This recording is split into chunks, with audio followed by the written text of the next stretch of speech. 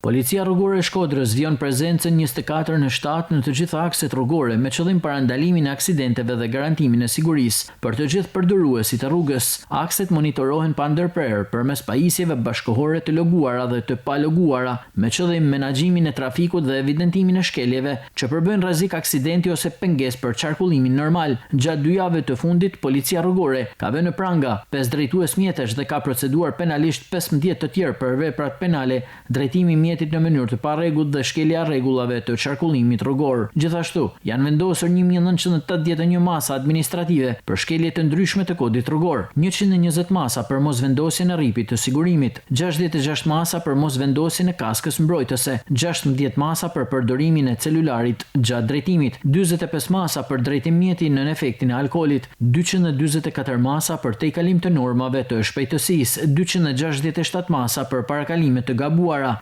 724 masa për ndalime apo qëndrime të parregullta, 89 masa për mosdhënie përparësie këmbësorëve, 410 masa për shkelje të tjera të kodit rrugor. Kontrollet do të vijojnë në të gjitha akset urbane, interurbane dhe rurale duke përdorur të gjithë logjistikën moderne me synim rritjen e parametrave të sigurisë rrugore. Policia rrugore e Shkodrës apelon drejtuesit e mjeteve që të respektojnë me rigorozitet rregullat e qarkullimit rrugor, të shmangin parakalimet e gabuara, përdorimin e celularit gjatë drejtimit dhe drejtimin e mjetit nën efektin e alkoolit apo në gjendje të dehur. Qytetarët ftohen të denoncojnë në numrin pa pagesë 112 çdo shkelje të rregullave të qarkullimit rrugor.